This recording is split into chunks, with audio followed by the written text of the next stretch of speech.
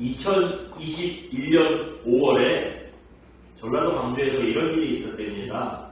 어떤 사람이요, 번화하게 피해서 택시를 탔어요.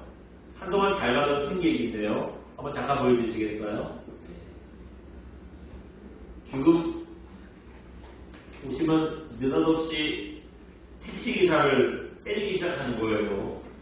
지금 영상을 보여드리려고 했는데 여기 그냥 캐치한 거거든요. 영상이 너무 길어서 오래 때렸다는 얘기죠. 영상이 길다는 얘기는. 어쨌든 운전사가 경찰에 신고하려고 막 핸드폰을 들었더니 운전 중인데요. 핸드폰을 뺏으려고 운전사 지금 팔을 비틀고 있는 거예요. 저 사진이 그 장면입니다. 운전사 팔을 비틀면서 뭐라고 하죠? 어른이만 하면. 예, 우리 뭐라고 써있어요? 어른이 말하면 들어야지. 실제한 승객 이동훈이요 30대였대요. 근데 운전하는 택시기사는 50대였대요. 영상을 보는데 같은 50대로서 화가 나더라고요. 참 기가 막혀서 우습지도 않아요. 결국 경찰이 왔어요.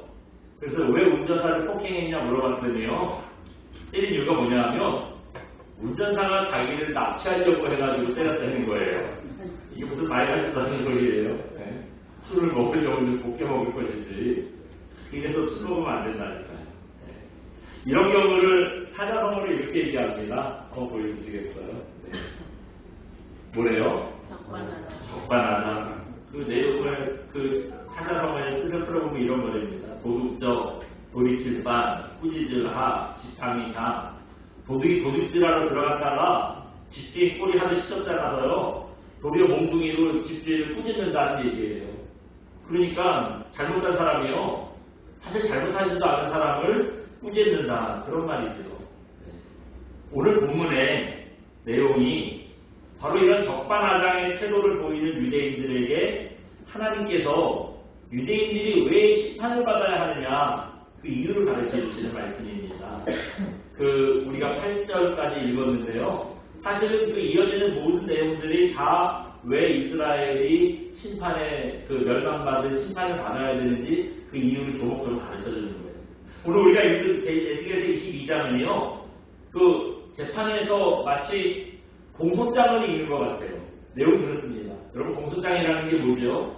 범인의 어떤 죄를 졌는지 죄를 기록해서요, 이런 죄가 있으니까 이 사람 재판을 하게 해달라고 내리는 서류를 하는 거예요. 유대인들이 범죄해서 하나님의 심판을 받게 됐습니다. 여러분, 죄인들이요, 그 죄인들의 죄를 지적할 때, 네, 맞아요, 제가 그럴 때 졌습니다, 순순히 인정하는 사람이 있을까요? 네. 대부분의 사람은 억울하다고, 난 죄가 없다고 뻔뻔하게 오리발내리잖아요. 유대인들이 딱 그랬다는 거예요. 유대인들이 자기네 죄를 인정하지 않는 겁니다. 에스겔서 12장 2절 보시면 이런 말씀이 있어요. 한번 보여주시겠어요? 같이 한번 읽어봅니다. 에스겔 12장 2절 말씀. 인자야, 내가 반역하는 족속 중에 거절하는구나. 그들은 볼 눈이 있어도 보지 아니하고 들을 귀가 있어도 듣지 아니하나니 그들은 반역하는 족속이니라. 아멘. 하나님께서요, 보통 나라가 멸망하는 심판을 내리실 때 그냥 수틀린다고 아무 나라에게나 그런 심판을 하시는 건 아니겠죠. 최소한 소돔과 고모라 정도 되도록, 네? 정말 도저히 구제할 수 없고 돌이킬 수 없는 죄악에 빠졌을 때, 아주 심각한 죄에 빠졌을 때요, 그냥 나라를 망하게 하시고 새로 시작해 하시는 거예요. 그런 심판을 내리시는 거예요. 근데 유다가 그랬다는 거예요. 여러분, 유다가 망했잖아요. 이거 예사로 온 일이 아니겠죠. 유다가 괜히 망했겠어요. 얼마나 유다의 죄가 심각하면 하나님께서 하나님을 사랑하는 백성이라고 하시고 일부러 그 많은 민족 중에 선택한 나라인데 그 나라를 멸하게 하셨겠어요. 그러니까 이 하나님 앞에 심판받은 것만 봐도 이 유대의 죄가 얼마나 심각했는지를 우리가 알 수 있죠. 이렇게 하나님께서 심각하게 죄를 지적을 하시면 어떻게 해야 됩니까? 자기의 죄를 심각하게 깨닫고 하나님 앞에 금식하고 죄를 뒤집어 쓰고 자기들의 죄를 회개해야 되잖아요. 이렇게 회개하면 살 수 있어요. 성경에 보면 그런 나라들 많이 나옵니다. 그 대표적인 나라가 어디예요? 요나서에 나오는 니느웨잖아요. 니느웨가, 그 아스르의 수도 니느웨가요, 그 산일길을 가야지 그 성을 가볼 수 있도록 큰 성인데, 거기는 동물들까지 회개 잡으셨대요. 그랬더니 하나님께서 명령하실 계획을 해하시고 살려주시잖아요. 이러니까 그 자기들의 죄를, 멸망받을 죄를 지적당하면 금식해야 됩니다. 죄를 뒤집어쓰고 아주 심각하게 통회자로 해야 돼요. 그러면 살 수 있어요. 그런데 이 심판의 선포를 들을 유대인들의 반응이 어땠냐? 방금 전에 에스겔서 12장 2절을 반응이 볼 눈이 있어도 어떻게 했대요? 눈 감고 안 봤다는 거예요. 들을 귀가 있는데 하나님께서 아무리 멸망의 선포를 해도 귀를 막고 듣지 않았다는 겁니다. 그러니까 자기들의 죄를 인정하지 않는 거예요. 내가 뭘 그렇게 죽을 죄를 졌냐고, 이 정도 되는 죄도 아니라고, 뭐 누구도 다 이렇게 하지 않냐고, 하나님 너무 민감하신 거 아니에요? 적반하장으로 나오는 거죠. 그래서 하나님께서 오늘 본문에 가서 하시는 말씀이에요. 그런 말, 그 유대인들이 그런 말 꼭 들어가게요. 지들의 죄가 얼마나 심각한 건지 이 유대인들의 죄를 아주 일목요연하게 한번 가르쳐 주라는 겁니다. 그게 오늘 본문이에요. 근데 2절에 이런 말씀하셨어요. 우리 2절 한번 읽어봅니다. 시작. 인자야 네가 심판하려느냐, 이 피 흘린 성읍을 심판하려느냐, 그리하여는 자기의 모든 잔인한 일을 그들이 알게 하라. 아멘. 예. 여기 지금 뭐라 그랬냐면, 여기서 인자야 부른 건 누구냐 하면 에스겔을 부르신 거예요. 이 말씀이 에스겔서잖아요. 하나님의 명령이 에스겔에게 임한 사건인데, 하나님께서 인자야 에스겔아 부르셔서 그 다음 뭐라 그랬어요? 네가 심판하려느냐. 그러니까 이 이스라엘 그 성읍을 심판하겠냐는 거예요. 그런데 심판하려면 적당하게 그냥 뭐 니네 이제 큰일 났어 이 정도로 해가지고는 안 된다는 거예요. 유대인들이요, 그 억울하다고, 나 죄가 없다고 적반하장으로 나오지 않게 이런 말 못하도록이요, 그 자기들이 지금 모든 가증한 죄를 하나하나 알려주라는 거예요. 이렇게 다 알려줬는데 그래도 아니라고, 우리 그런 죄 졌다고, 진정 없다고 뭐 그렇게 나오지 못하도록 얘기를 해주라는 겁니다. 여러분, 그렇다면 그 유대인들이 그 지었다는 죄가 뭘까요? 도대체 얼마나 심각한 죄를 졌길래 나라가 망하는 이런 멸망의 심판을 받았을까요? 오늘 한 가지씩 또 살펴보도록 하겠습니다. 한번 잠깐 보여주시겠어요? 네. 위에서부터 한번 읽어봅니다. 심판받을 수밖에 없는 유대인들의 죄. 첫 번째, 피를 죄. 두 번째, 우상숭배의 죄. 저게 다가 아니에요. 그냥 일단 저 두 가지를 말씀드린 거예요. 심판받을 수밖에 없는 유대인들의 죄가 뭐래요? 피 흘린 죄. 그리고 또 하나는 우상숭배의 죄. 그 얘기를 하는 거예요. 3절 한번 봅니다. 3절 읽겠습니다. 시작. 너는 말하라. 주 여호와께서 이같이 말씀하셨느냐. 자기 가운데 피를 흘려 벌받을 때가 이르게 하며 우상을 만들어 스스로 더럽게 하는 천하. 아멘. 예. 첫 번째로 지적한 건 뭐냐면, 자기 가운데 피 흘려서 벌받을 때가 이르게 했다 그랬어요. 왜 피를 흘리게 했느냐? 여러분, 보통 다른 사람 피 흘리게 하는 일이 뭐가 있어요? 이익 때문에. 이익 때문에 그런 거예요. 이익을 위해서 음모를 꾸미고, 뭐 심지어 피 흘려 죽이기까지 하는 거를요, 별 죄책감도 없이 그냥 예상을 알았다는 겁니다. 네. 이러니 성의 죄악이 얼마나 심각한 거예요. 저 사람 마음에 드는 거 있으면 내가 뺏고 싶어서 온갖 음모와 계략을 꾸며서요, 뺏어버리는 거예요. 그런데도 끝까지 버티고 어쩌고 하고 그냥 죽여버리기도 한다는 거예요. 그거를 이 당시에는 예사로 알았다는 거예요. 심각하지요. 또 두 번째 뭐래요? 우상을 만들어 스스로 더럽게 했다고 그랬어요. 그러니까 나라가 멸망받고 인생이 멸망받을 하나님께서 가장 싫어하시는 죄는 우상숭배입니다. 근데 그거 했다는 거예요. 이때 사람들이 하나님을 버리고 왜 우상숭배에 빠졌을까요? 왜 우상숭배에 빠졌겠어요? 이 사람들이 하나님보다 우상이 나한테서 이익을 주겠구나 생각했기 때문에 그런 겁니다. 만약에 도깨비방망이처럼 뭐 금나라 뚝딱, 은나라 뚝딱 할 때마다 하나님께서 원하는 대로 다 주세요. 그럼 우상한테 갔을까요? 안 갔을까요? 안 가세요. 갈 이유가 없죠. 하나님께서 잘 주시는데 왜 우상에게 가요? 근데 우리가 하나님께 달라고 구하는 게 선한 게 아닐 때가 많잖아요. 우리 욕심 때문에 구할 때가 많잖아요. 그러다 보니 하나님께서 안 주시는 거죠. 안 주시는 게 우리를 살리시는 건데 우리는 그런 생각을 못하는 거예요. 그냥 이익에 눈이 어두워가지고 무조건 주세요. 안 줘? 그럼 내가 다른 데 가지고 하고 우상한테 가는 겁니다. 넘어가는 거예요. 여러분 이때 다른 사람의 피를 흘리거나 우상 숭배에 빠지거나 지금 두 가지 죄를 얘기했는데요. 이 죄는 두 가지인데 본질적으로 따져보면 같은 얘기예요. 뭐냐면 자기의 이익이라는 겁니다. 내 이익을 위해서 사람을 죽일 수도 있대요. 또 나의 이익을 위해서 하나님도 버리고 우상도 따를 수 있다는 겁니다. 바로 이게 그 유대가 멸망받을 수밖에 없었던 죄악이었다는 겁니다. 근데 여러분 참 인생을 살펴보면요 하나님의 말씀은 반대예요. 여러분 반대입니다. 자기 이익보다 뭐라 그러세요? 그래 네 이익부터 챙겨라. 다른 사람을 가서 사기치고 그래도 뺏어라. 뭐 그렇게 말씀하시나요? 아니잖아요. 하나님의 말씀은 자기의 이익보다는 이웃가 나누래요. 고아와 과부를 돌보래요. 또 너보다는 하나님 먼저 생각하래요. 또 하나님의 은혜를 날마다 사모하래요. 뭐 이런 얘기 하잖아요. 근데 사람들이 왜 이런 말씀에 불순종하겠어요? 왜냐하면 아까랑 똑같아요. 하나님 말씀에 반대로 하는 게 나한테도 좋을 것 같으니까. 하나님 말씀대로 했다가는 쪽박차겠구나 생각하니까요. 반대로 가는 겁니다. 만약에 불순종하자마자 벼락이 내리고 손해가 나고 망하고 이러면 불순종하겠어요? 제발 좀 불순종하고 좀 오지 말라고 해서 막 달려들고 가고 매달리고 하겠지요. 근데 나한테 더 좋고 이익일 줄 알고 이 피 흘리고 우상숭배하면서까지 하나님 말씀과 반대로 살았는데 여러분 하나님 말씀과 반대로 사는 사람들 인생 한번 보세요. 정말 좋아졌을까요? 그 사람들이 하나님 떠나서 반대로 사는 게 옳고 같다고 생각해서 반대로 사는데 그 인생이 과연 좋냐는 거예요. 좋아지긴 뭐가 좋아져요? 다들 보시면 이런 말씀이 있어요. 우리 다들 한번 읽어볼까요? 같이 봅니다. 시작.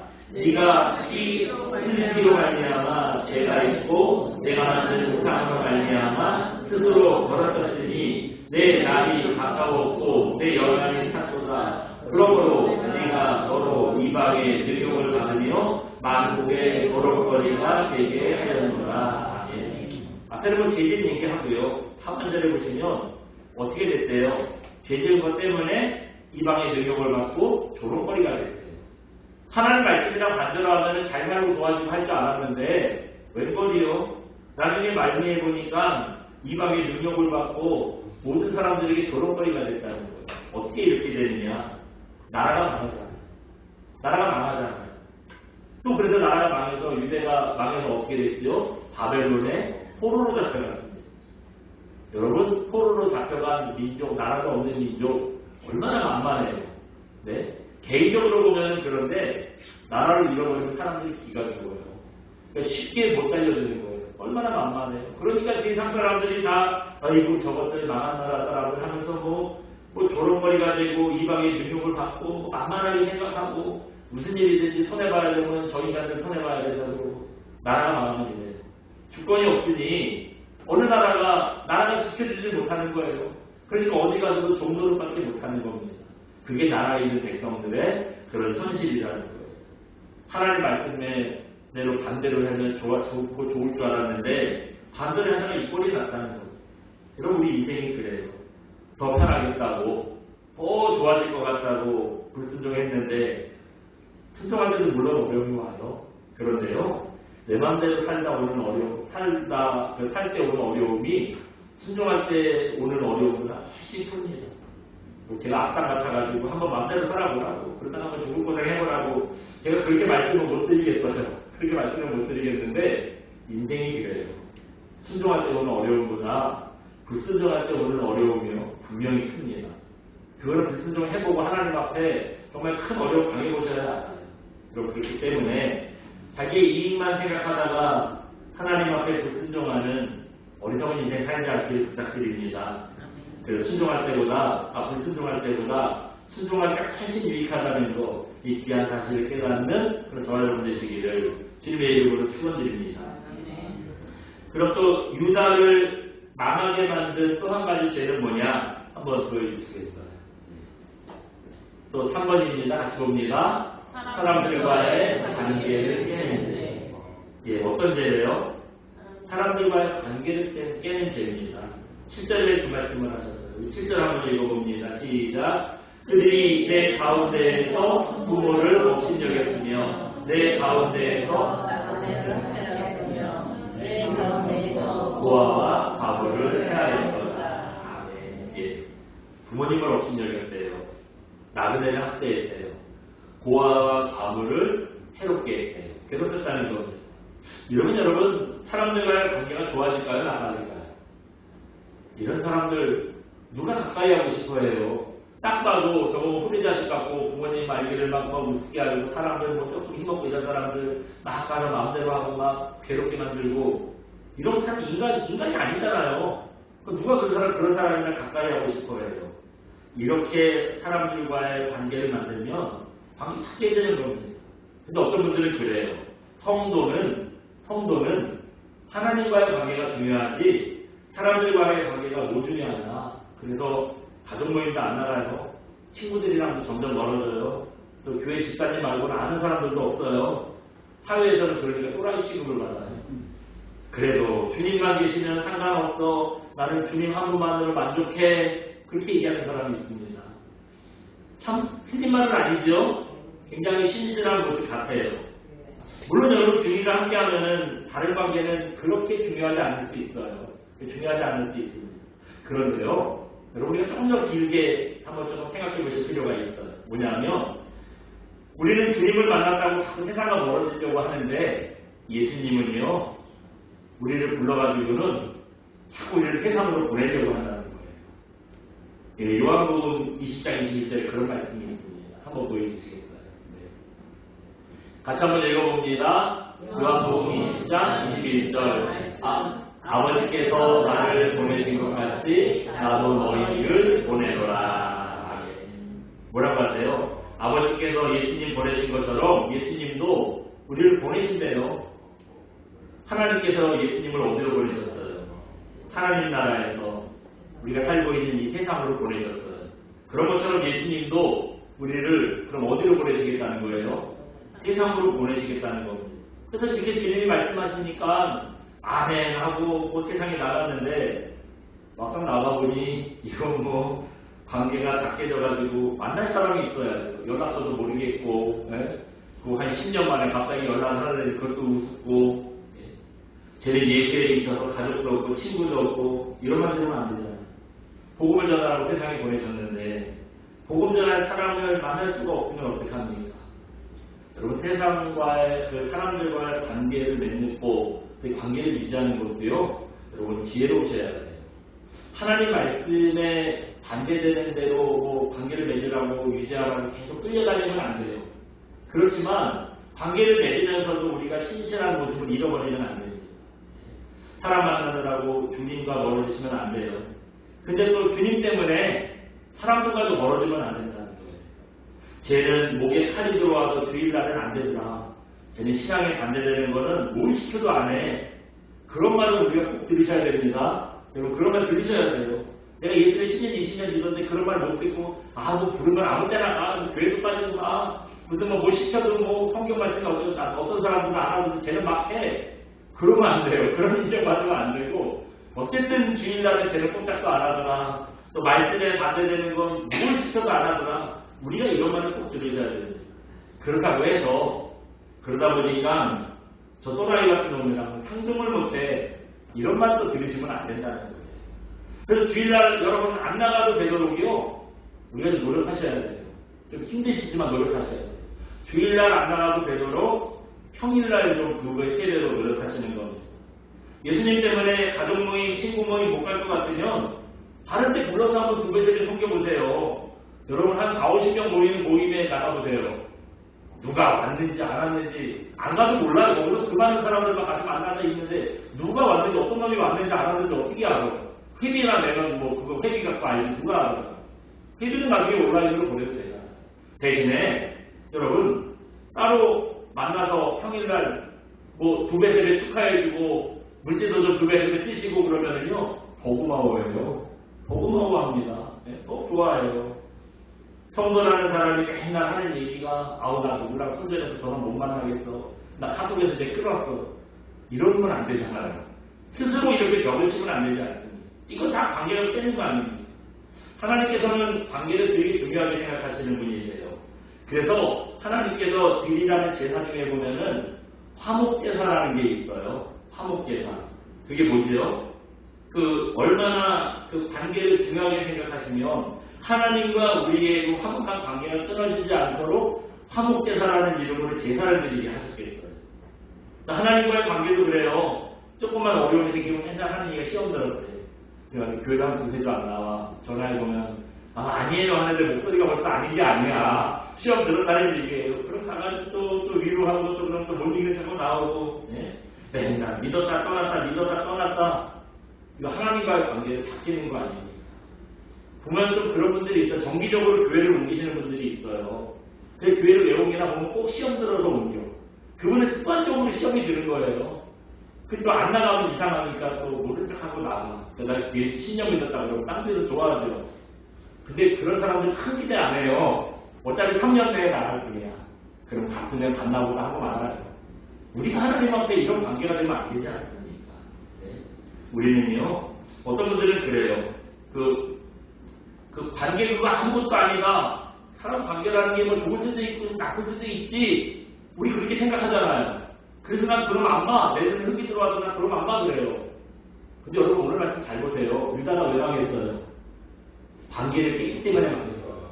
이거 아무것도 아니라고 생각하는데 이게 나라가 망하고 인생이 망할 그런 죄라니까요. 하나님은 그렇게 생각하십니다. 그렇기 때문에 예수님 때문에 세상과 관계를 끊는 은둔자 되지 마시고 하나님은 말할 것도 없고요. 여러분 세상과도 좋은 관계를 맺을 수 있는 그런 자 여러분 되시기를 주님의 이름으로 축원드립니다. 마지막 네 번째예요. 원래 더 많은데 오늘 우리 시간이 있으니까 마지막으로 또 하나 보겠습니다. 유다를 망하게 마지막 죄가 뭐냐 한번 보여주시겠어요? 같이 읽어봅니다. 하나님과의 관계를 깨는 죄. 당연하죠. 사람들과의 관계를 깨도 이게 인생이 망할 죄라고 하시는데 하나님과의 관계를 깨는 거야 뭐 말할 것도 없겠지.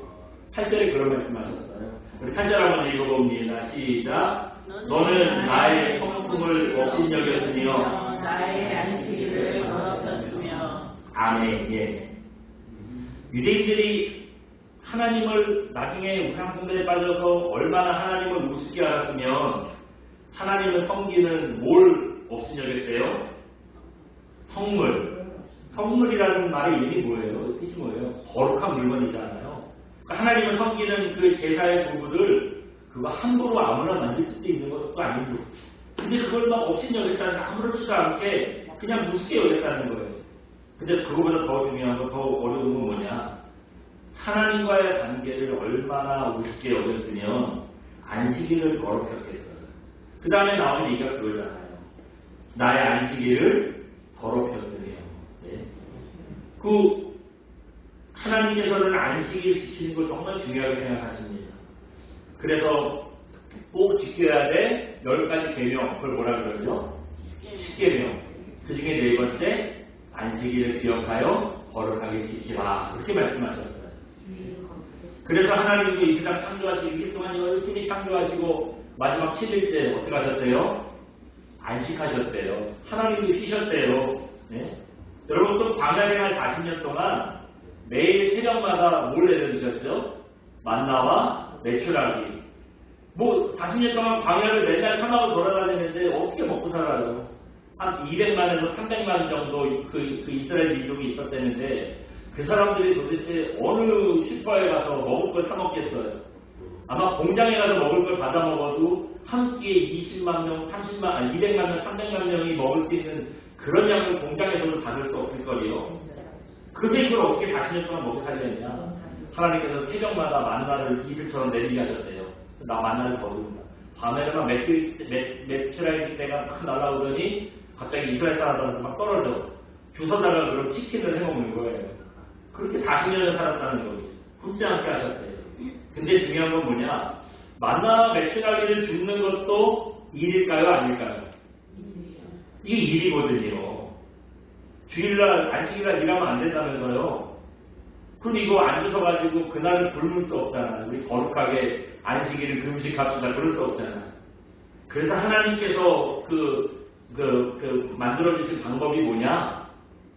안식일 전날, 원래 안식일은 토요일입니다. 안식일 전날, 금요일 날은요, 2배를 주는 거예요.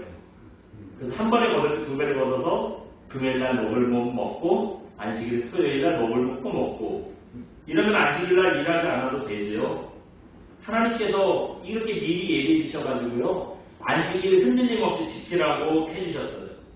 하나님께서는 이렇게 철저하게 안식일 지키라고 하셨는데, 유대인들은요, 안식일을 지키지 않아가지고 안식일 개념을 더럽혔어요.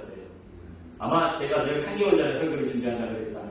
몇 주 후에 한 설교 중에 하나 보면, 왜 유대인들이 포로로 잡혀가서 70년 동안 있었냐?